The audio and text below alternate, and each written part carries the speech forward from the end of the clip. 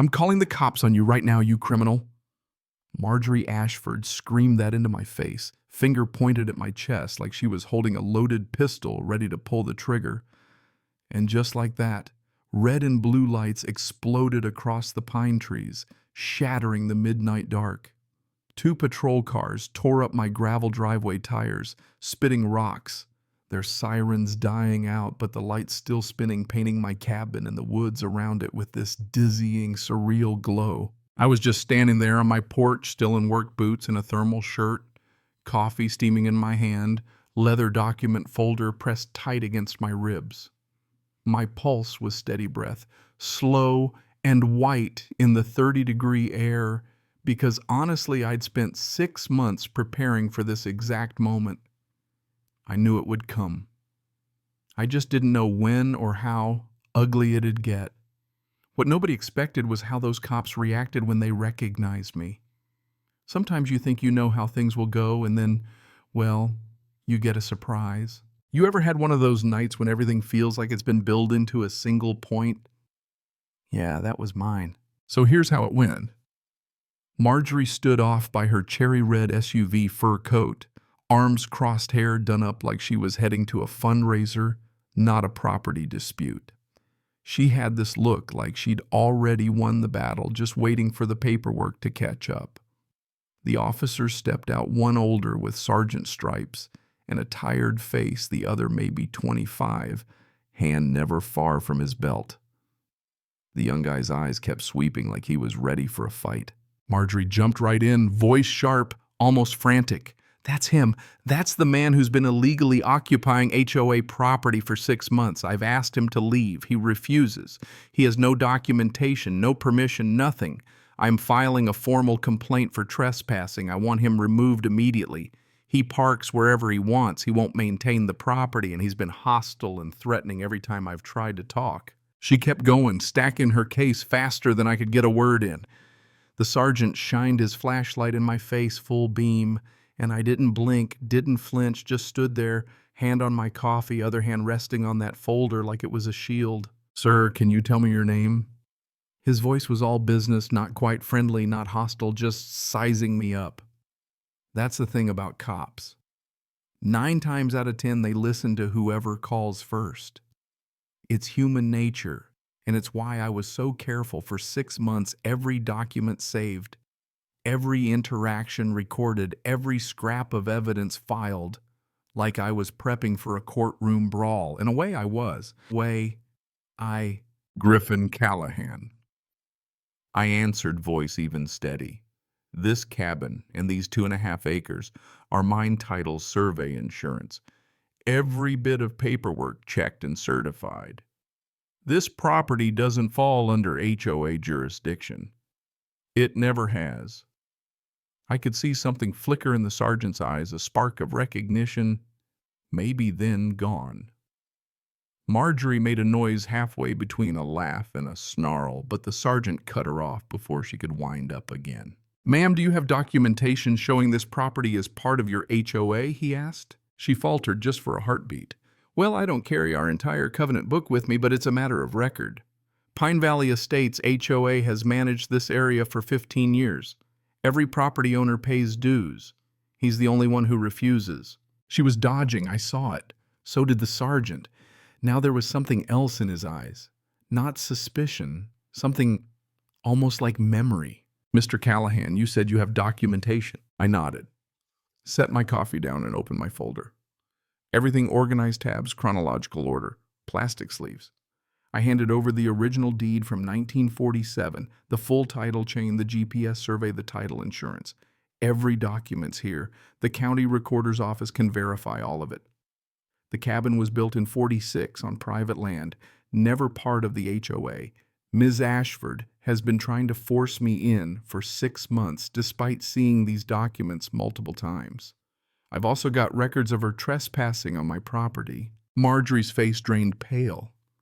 You can't. She was sputtering now. The Sergeant Holbrook, his name tag read, flipped through the document's flashlight, making the pages glow. Then his eyes shot up, locked onto mine. Captain Callahan, he said, and suddenly his whole tone shifted, respectful. JAG Corps. Served under Colonel Morrison at Fort Bragg. Sir, I hadn't expected anyone out here to know my military history. That's right, Sergeant. I retired 8 months ago. Bought this place to decompress. Holbrook straightened, snapped off a salute. Sir, I served under you briefly in 2015. You handled my brother's discharge appeal. Got him an honorable instead of other than honorable. Changed his life, sir. The silence got thick. The younger officer, Brennan, looked confused, glancing from Holbrook to me to Marjorie, trying to make sense of the sudden shift in energy. I remember that case, I said quietly. Your brother deserved better. Holbrook nodded, then pivoted back to Marjorie, voice now cold, all the professional courtesy stripped away. Ma'am, Captain Callahan has provided documentation proving legal ownership of this property. The deed predates your HOA by decades. The survey confirms he's outside your jurisdiction. Do you have anything to contradict that? Marjorie's hands were shaking. No, but this isn't right. He can't just, everyone else pays dues, everyone else follows the rules. She sounded lost, now desperate. Holbrook closed my folder, handed it back. Ma'am, making a false 911 report is a criminal offense. If you've been harassing Mr. Callahan despite knowing he owns the property, that's another issue entirely. I also have video evidence, I said. Security cameras, 4 angles, 6 months of footage showing Ms. Ashford and her associates entering my property, posting signs, making false claims. I pulled up a clip, Marjorie clear as day, hammering an HOA sign into my ground at 6 in the morning 3 weeks back. Holbrook watched, jaw set. Captain, do you want to file a formal complaint? I looked at Marjorie. She was shrinking, all the fire gone. Part of me felt bad, but part of me remembered every lie, every online post, every neighbor she'd poisoned against me. Yes, I want to file for criminal trespass, harassment, and defamation. 47 documented contacts after I told her to stop. 12 public posts calling me a criminal and squatter. Witness statements, too. Marjorie made this tiny broken sound. You're ruining my life, she whispered. I met her eyes. No, ma'am. You did that yourself. I gave you every chance to walk away. You chose escalation. Holbrook nodded. We'll need you to come to the station tomorrow to file paperwork. Ms. Ashford, you need to leave this property immediately and cease all contact. Do you understand? She didn't answer. Just turned, climbed into her SUV, and tore out of the driveway. Holbrook clapped Brennan on the shoulder. Come on, kid. We've got a report to write, then turned to me. Good to see you again, sir. Sorry you had to go through this. I just nodded, just doing what I was trained to do, Sergeant. Defend rights, follow the law. The cars pulled away, the taillights disappearing into the woods. The forest went quiet and dark, just the way I'd wanted it when I bought the place. I dumped my cold coffee off the porch, went inside, locked up, set the folder down on my desk, next to the thicker folder, the one I'd kept for court. You know, when I first came out here, I thought I was buying peace. I was looking for somewhere quiet, somewhere that didn't feel like a courthouse or a barracks. 15 years as a military prosecutor, JAG Corps, mostly contract disputes, land fraud, everything from minor housing squabbles to outright theft, had left me a little hollow. The PTSD wasn't crushing, just this constant tension, like waiting for the other shoe to drop. This cabin tucked away under the pines was supposed to be my reset. 2.5 acres bought from my old unit buddy's aunt's estate. Title clean, probate process smooth, no liens, no HOA covenants anywhere. County records confirmed it all, and I even hired a licensed surveyor, Dalton Pierce, to walk the lines with GPS gear. 200 meters of forest between me and the nearest HOA-controlled lot. I wasn't just outside their jurisdiction, I was on an island. I moved in during the first thaw, unpacked, fixed the porch, breathed in the silence. There's a kind of peace you get only after chaos, you know. That lasted about a month. Then Marjorie showed up. It was a Tuesday, 10 a.m. I was splitting firewood, just working out some old aches, when I heard her SUV coming up the road. Immaculate car, black blazer heels, immediately sinking into the mud clipboard and hand smile that didn't reach her eyes. Good morning, she said, voice bright and fake. I'm Marjorie Ashford, president of the Pine Valley Estates Homeowners Association. Welcome, I need to get you registered and collect your annual dues. It's $400 and you're already 2 months behind. She acted like it was a done deal, like I'd just fork over the money. I put down my axe, wiped my hands, and said, "Ma'am, I appreciate you stopping by, but this property isn't part of your HOA. I've got the documentation if you want to see it." Her smile froze. "Excuse me." I went inside, grabbed my folder, showed her everything, the deed, the Survey County records. She barely glanced at them. "I don't know where you got these, but every property in Pine Valley falls under HOA governance. That's been the case for 15 years. You can't just opt out." I kept my voice calm. "Ma'am, this land was private property decades before your HOA existed. No covenant on my deed. Your authority doesn't extend here. The county can confirm all of this." She stared at me like I'd insulted her family. "We'll see about that," she snapped, snatched up her clipboard, and peeled out, leaving deep ruts in my driveway. I should have known right then it wasn't over. Should have recognized that look in her eyes, too. I'd seen it before, usually in officers who thought rank meant never hearing no. People who wrapped their whole identity around control, and when they lost it, well, things got messy. But I'll admit I was naive. I figured once she saw the paperwork, she'd check with her attorney, realize her mistake, and leave me alone. Instead, she declared war. A week later, I got my first violation notice email. The subject line glared out, "Property non-compliance." It listed a dozen infractions: paint color, not approved landscaping. Unsuitable, my truck parked in an unapproved location. Every single one referenced HOA bylaws that meant nothing to me. I sent back a polite reply, attached my deed, explained again that I wasn't subject to HOA rules. Didn't matter. The emails kept coming. At first every few days, then every day, then sometimes 2 or 3 a day. That's when I started documenting. Everything: emails, phone calls, even the random neighbor drive-bys. I wrote it all down, printed everything, backed up camera footage to 3 different clouds. I even had a dedicated folder thick as a brick just for Marjorie's paper trail. And then I sent her a formal cease and desist letter through my attorney-certified mail return receipt requested. Marjorie signed for it, and then doubled down. Let me tell you something, people like Marjorie don't walk away. If she just let it drop, none of what happened next would have ever gone down. But she didn't. She pushed. March rolled in, cold and muddy, and so did the next wave of violations. Every Monday morning, like clockwork, a fresh email arrived. Cabin, paint non-compliant, tree branches extending beyond approved height, firewood visible from the road. Always formatted like a legal brief, always quoting the HOA covenant book, all meaningless. I archived every single one, timestamped them, made a legal timeline. By mid-March, I had 23 emails. By the end of the month, 37. Then she changed tactics. April brought the public campaign. I learned about it when my truck broke down on the main road, and a neighbor I'd never met stopped to help. Guy was friendly enough, jumper cables in hand, talking about the weather.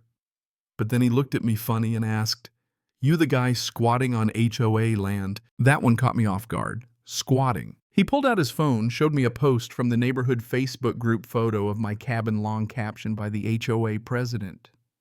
She claimed I was illegally occupying community property, refusing to pay dues, threatening anyone who tried to enforce the rules, being a general danger to neighborhood safety.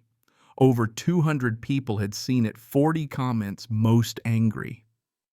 I tried to explain, showed him a photo of my deed. He looked uncomfortable, muttered something about not wanting to get involved, and drove off, didn't even offer the jumper cables. That night, someone dumped a bag of trash at the end of my driveway. The next morning, someone spray-painted "Pay Your Dues" on the county road sign by my turnoff. I reported it to the sheriff. They took a report, but said it was probably just kids. Sure, the cameras I'd put up caught more stuff. Cars slowing as they drove by, people pointing, snapping pictures. One afternoon, an elderly woman stood in my driveway, arms crossed, blocking my truck. "Are you a criminal?" she demanded, voice shaking. "Because Marjorie says you're dangerous, says you're hiding something." I got out, hands visible, spoke quietly. "Ma'am, I'm a retired military attorney. I own this property legally. The HOA president is spreading false information because I won't pay dues I don't owe. I'm not dangerous. I just want to be left alone." She looked at me for a long time, then stepped aside without another word. But the damage was done. I was the villain now, at least in the eyes of the neighborhood. Marjorie poisoned the well before I even knew there was a well to poison. May brought physical escalation. I woke up one morning, looked outside, and found a big sign hammered into my front yard: HOA property, no trespassing. Violators will be prosecuted. Real metal sign, official looking, planted solidly on my side of the property line. My cameras caught it all. 6:14 a.m. Marjorie's red SUV pulls up. 2 men in work clothes climb out. Marjorie points to where she wants the sign. They're on my property for 11 minutes. I yanked the sign out of the ground, tossed it in my truck, and drove it straight to the sheriff's office. Video footage on a thumb drive, too. The deputy was sympathetic, but his hands were tied. "This looks like a civil matter, sir. Property dispute between you and the HOA. You'd need to file a lawsuit to resolve it." I filed the report anyway, got a case number, added it to my mountain of documentation. Then I sent another certified letter to Marjorie, not so polite this time. It listed every trespass, every false statement, every property rights violation. It warned her flat out that if she kept up the harassment, I'd file both criminal and civil charges. One last chance. She signed for it on a Thursday. That weekend, she called a special HOA meeting and handed out flyers, my cabin circled in red text underneath the trespasser in our midst. She claimed I was refusing to cooperate with community safety standards. I didn't go to the meeting, but 3 different people sent me photos of those flyers. Later, someone leaked me the meeting notes. Marjorie asked for volunteers to help monitor the situation and document violations. She was building a neighborhood surveillance network. It's crazy what power does to some people. That's what I hadn't understood. Marjorie believed she was untouchable. She told me as much in one email. "I know everyone who matters in this county. The judge, the sheriff, the commissioners. You're nobody here. When you leave, that property will be properly managed." She was wrong, but I knew I had to prove it. June hit hot and clear. I'd spent 5 months playing defense, trying to be the bigger person, hoping she'd see reason. All she saw was weakness. I realized I had to flip the script, stop reacting, start preparing for battle. I cleared my dining table, spread out every scrap of evidence. 47 emails, 12 screenshots of Marjorie calling me a squatter and criminal online, 6 physical flyers, 23 video clips showing trespass, 2 signed receipts for certified letters, witness statements from neighbors who said they'd been manipulated. But I needed more than scattered documents. I needed a narrative, a clear timeline. So I built one using software from my JAG days. Every incident plotted: February and March harassment by email, April public shaming, May physical trespassing. Each phase more aggressive than the last, always after I tried to resolve things peacefully. I drove to the county recorder's office, got certified copies of everything on my property. The clerk, a tired woman, maybe mid-50s, paused while pulling records. Someone else requested info on this parcel 2 weeks ago. Wanted to know if there were any HOA covenants attached. Did they find any, I asked? She shook her head. Nope. Private since 1947. Clean title. Marjorie had checked, found nothing, but kept harassing me anyway. I added that to my file. Then I called Dalton. My surveyor asked him to do another boundary check, this time with high-res GPS and photo documentation. We spent a Saturday walking every inch, him snapping pictures, me taking notes. When we finished, he handed me a memory card and a data file. Your property's where the deed says it is, 207 meters from the nearest HOA lot. Not even close. He glanced up.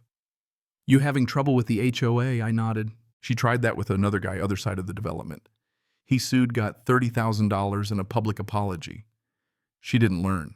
That was gold, showed pattern. I added it to my research ready in case this thing went to court. My security cameras upgraded to 4K with night vision audio and redundant cloud backups, atomic clock timestamps, legally admissible. 5 angles now because Marjorie had already trespassed multiple times, and I had no reason to think she'd stop. Once I had my case airtight, I emailed Marjorie, offered a meeting at a neutral attorney's office with both our lawyers present. My offer. She publicly retracts her statements, apologizes to the neighbors, ceases all contact. In return, I don't file criminal or civil charges. She replied in less than an hour. Her message was pure contempt. You don't have the resources to sue me. You don't have the connections. I'll bury you in legal fees before you ever see a courtroom. I printed that out and added it to the file, then called my attorney, told him to start drafting criminal complaints, trespass, harassment, false police report, and civil suits, defamation, intentional infliction of emotional distress, abuse of process. He asked me, "Are you sure you want this fight?" These cases get ugly, expensive, time-consuming, and she's well-connected. I looked at my timeline, the pattern of escalation, the fact she'd had every chance to walk away. I'm sure she chose this. That night I sat on the porch, glass of whiskey in hand, watched the sun set through the pines, thought about all the battles I'd fought against corrupt contractors, against officers who thought they were above the law. Marjorie Ashford, just another bully. This time I had home court advantage. The next move was hers, and I knew sooner or later she'd take it. It didn't take long. The night of the showdown, everything came to a head. Holbrook was still holding my folder when Marjorie found her voice again, clipped, sharp, trembling with frustration. "This is ridiculous. You're taking his side because of some papers he probably forged. I am a respected member of this community. I've served as HOA president for 8 years. I know everyone on the county board. You're making a mistake, Sergeant." Her voice had that edge, like she thought she could bully her way out just by sheer force of will. But Holbrook wasn't buying it. Not after everything he'd seen. Not after remembering who I was, and certainly not with that stack of evidence in his hand. "Ma'am," he said, "these aren't just papers. This is a deed recorded with the county in 1947. This is a survey report from a licensed professional.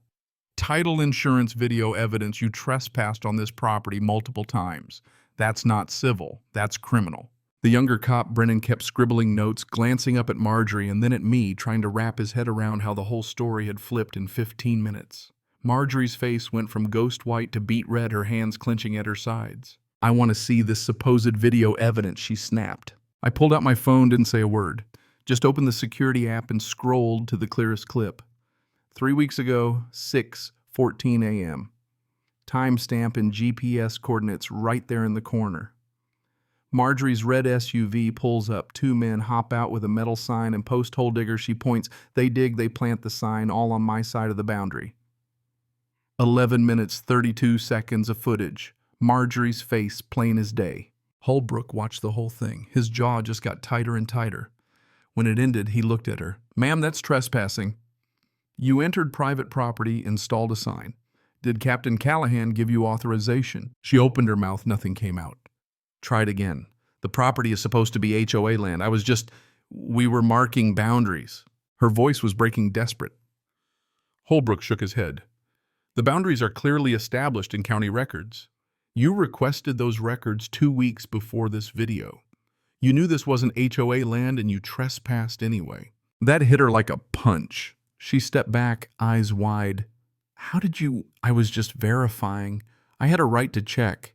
Her words just tangled up, the confidence gone. I kept my voice even, but I didn't hide the steel in it. "You checked, found out you were wrong, and then kept going. You posted lies online, turned the neighbors against me, trespassed over and over, and tonight you called 911 with a false report, trying to have me arrested for a crime that doesn't exist." I pulled up another clip. Marjorie and one of her cronies, April 7th, 2:30 in the afternoon, walking around my property snapping photos.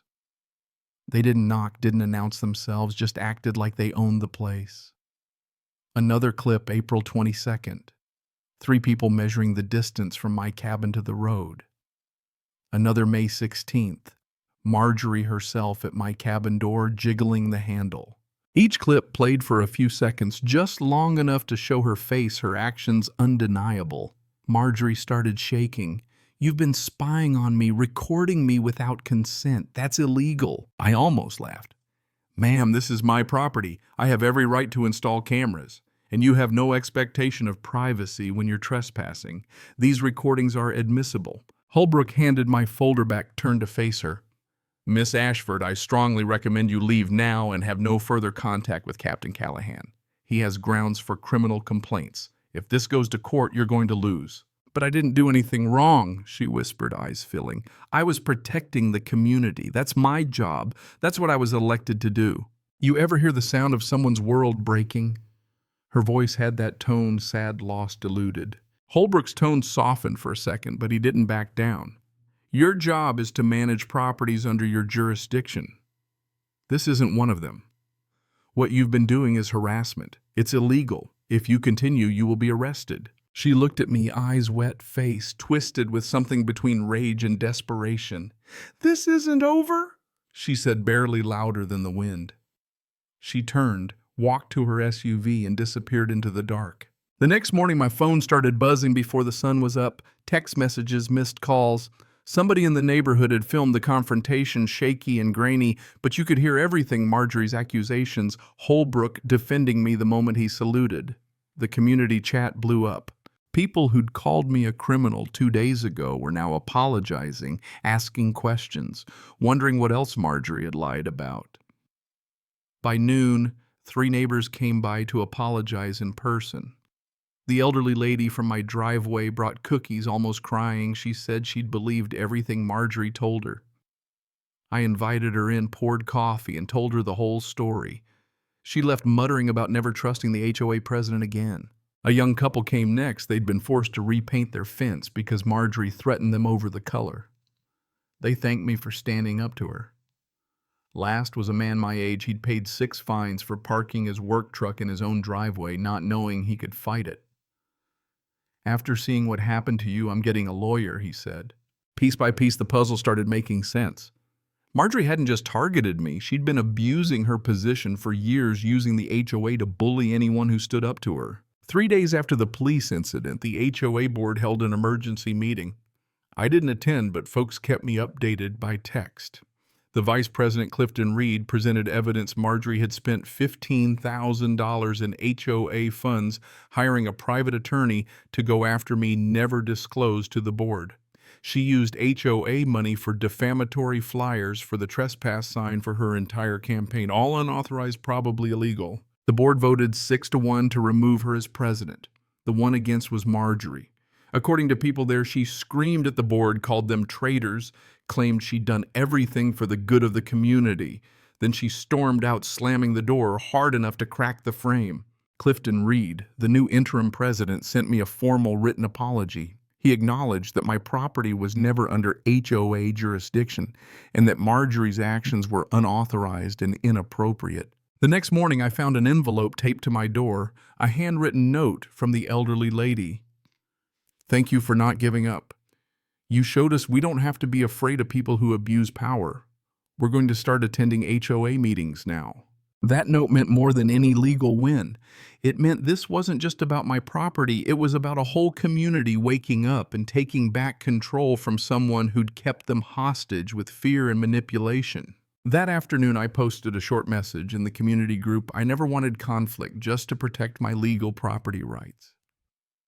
I hope this helps everyone understand the importance of standing up for your rights respectfully and lawfully. No hard feelings to anyone who believed false information. That's what happens when power gets abused. The responses were overwhelmingly positive.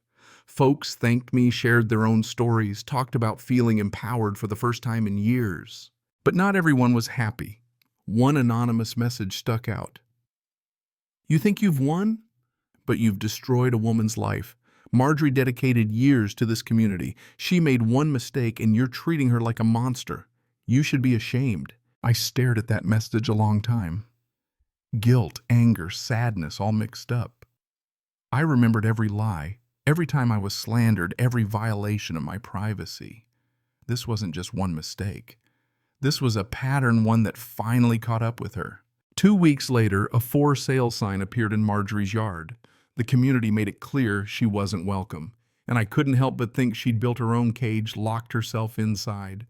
Sometimes justice looks like consequences, and sometimes those consequences are a mercy compared to what could have been.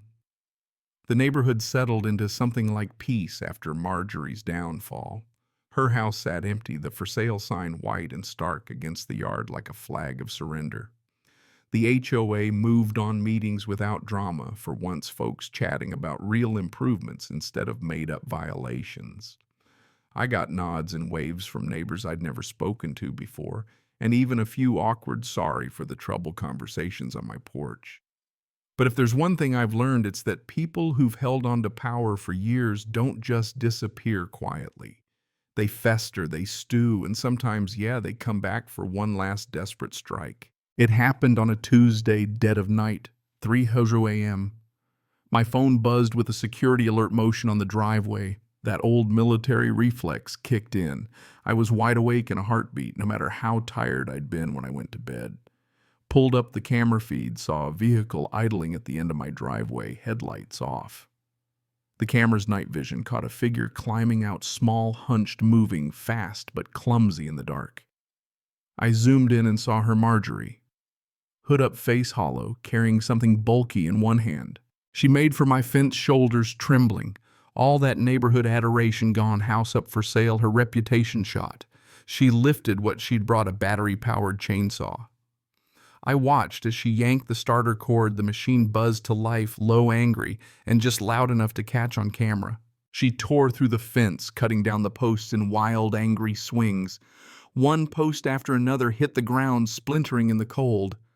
Then she moved toward the cabin itself, chainsaw still humming. I watched her set it down and pull out a can of red spray paint. She shook it, then scrawled across the wall in jagged, trembling letters, "This is our land." I could have gone out there, could have confronted her. But you know how quickly things can go sideways, someone unhinged in the dark holding a chainsaw. No thanks. So I stayed put, documented everything, let the cameras do their work, and dialed 911. The dispatcher picked up on the second ring. I kept my voice even, gave my name and address, told her there was an intruder on my property, actively vandalizing the fence and cabin. "I'm inside, I'm safe, but I need officers here immediately," I said. She stayed on the line, told me to lock my doors and stay put. I watched Marjorie work her way around the property, chainsaw in hand, pausing every so often to wipe her face with her sleeve. Couldn't tell if it was sweat or tears. 7 minutes later, red and blue lights appeared at the end of the road. Marjorie froze, chainsaw dangling. 2 patrol cars. Holbrook stepped out, floodlight pinning her in place. She dropped the chainsaw, raised her hands, and stood shaking in the glare. I threw on my jacket, headed outside into the freezing air. Holbrook and Brennan were already approaching her, calm but cautious. Marjorie's face was streaked, maybe tears, maybe just exhaustion, I couldn't tell. Holbrook's voice was gentle but sad. "Ms. Ashford, what are you doing here?" Marjorie's answer was barely a whisper. "He took everything from me. Everything. My position, my reputation, my home. I just wanted him to understand what it feels like to have something taken from you." Holbrook glanced at the ruined fence, the graffiti on my wall, the chainsaw lying in the frost. "Ma'am, this is criminal vandalism and trespass. You need to come with us now." "I know," she said, not fighting, not resisting, just empty. Brennan cuffed her, lead her to the car. Holbrook walked over to me. "You all right, Captain?" "Yeah," I said. "Cameras caught everything. Timestamps, audio, you name it." He just shook his head. "Some people just can't let go, even when letting go's the only smart move left." They took Marjorie away, her face ghostly behind the cruiser's window as the forest swallowed up the last red flicker of light. I took photos of the wreckage, 6 fence posts, mangled, fresh spray paint on the cabin. Inside, I downloaded all the video, wrote up my incident report, had it all ready by sunrise. Marjorie had crossed the line from harassment into outright felony vandalism. 6 weeks later, I was back in a courthouse for the first time since my military retirement. Old building, marble steps, wooden benches, the scent of lemon polish and nerves. My attorney reviewed the file one last time while across the hall Marjorie sat with her public defender, looking small, pale, and tired. She didn't look my way, not once. The prosecutor was a sharp woman in her 40s, organized, businesslike. She looked over my documentation and told me, "This is the most airtight evidence package I've seen in years." When the courtroom deputy called us in, I walked in with my head up, calm as I could be. Marjorie and her lawyer sat on the left, me and my attorney on the right, a handful of observers in the back. Judge Prescott, a woman in her 60s, stern her gaze like a searchlight, banged the gavel and got us started. We're here for the matter of the people versus Marjorie Ashford. Multiple criminal charges. How does the defendant plead? Marjorie stood quiet, steady voice, not guilty, Your Honor. The prosecutor laid out her case, started with the deed, the survey, title, insurance, then moved to the emails, the social media posts, the flyers. Then came the videos, Marjorie planting the trespass sign, Marjorie and her associates on my property, the midnight chainsaw rampage spray paint on my wall. Nobody in the courtroom made a sound except for the distant buzz of the chainsaw on the recording. When they called me to the stand, I just told the truth, dates, facts, every effort I'd made to resolve things peacefully. Explained how every attempt at de-escalation was met with more aggression. On cross, her lawyer tried to paint me as vindictive. Sir, isn't it true you could have simply paid the HOA dues and avoided all this? No, sir. I said that would be admitting to a false claim and setting a precedent that anyone with a clipboard can demand money. Property rights are fundamental. If we don't defend them, we don't really have them. Judge Prescott kept taking notes, eyes sharp. The prosecutor called the county clerk who testified. Marjorie had specifically asked whether any HOA covenants were attached to my property and had been told no 3 times. The clerk said Marjorie seemed angry, not satisfied. That wrecked her defense. She couldn't claim ignorance she'd known, and she'd kept escalating. Her lawyer's only real move was to frame her as a dedicated, if misguided, servant of the community. He called a character witness who admitted under cross that Marjorie could be controlling and prone to questionable decisions. Finally, Marjorie addressed the judge directly. Your Honor, I know I made mistakes. I thought I was protecting my community. I was wrong about the boundaries, but everything I did was to serve others. I've lost everything already, my home, my reputation. Isn't that punishment enough? Judge Prescott let the silence stretch, the whole room holding its breath. Ms. Ashford, she said, you were informed multiple times of the truth. You were warned to cease contact. You chose escalation. You defamed Mr. Callahan, trespassed, called 911 with false information, and committed vandalism. Good intentions do not excuse illegal actions. You abused your authority, and when faced with consequences, you chose destruction over accountability.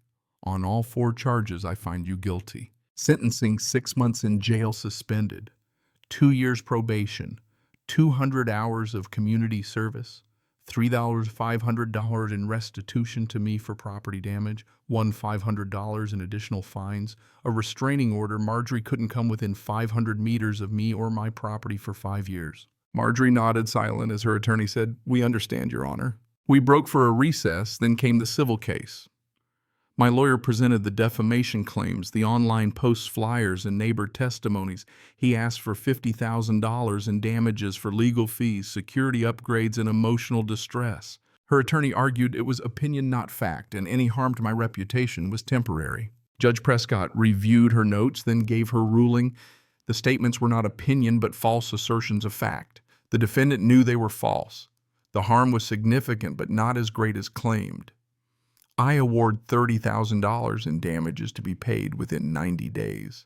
Additionally, the defendant must post a public retraction and apology in the same community forum. And just like that, it was over. Marjorie sat with her face buried in her hands as Judge Prescott banged the gavel. In the hallway, the new HOA president thanked me.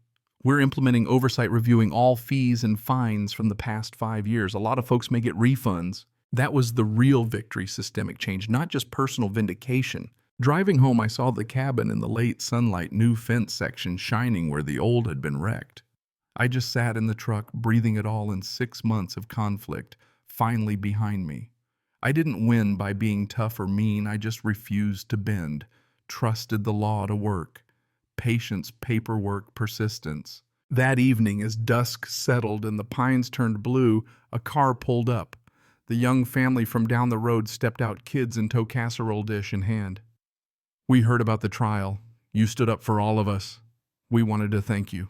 We ate dinner together, talked about community justice, the responsibility to defend rights, even when it's tough. After they left, I sat on the porch one last time, listening to the wind, the owl in the distance. For the first time, the silence felt like peace, real earned peace. Inside, I put the thick legal folder away in the filing cabinet under closed cases, turned off the lights, went to bed, and for the first time in months, slept easy. Justice, it turns out, isn't always dramatic. Sometimes it's just paperwork, patience, and never letting go of what's right, even when letting go would be easier. Tomorrow I'll wake up to a quiet morning coffee on the porch, a life finally free from looking over my shoulder. That's what I fought for. That's justice.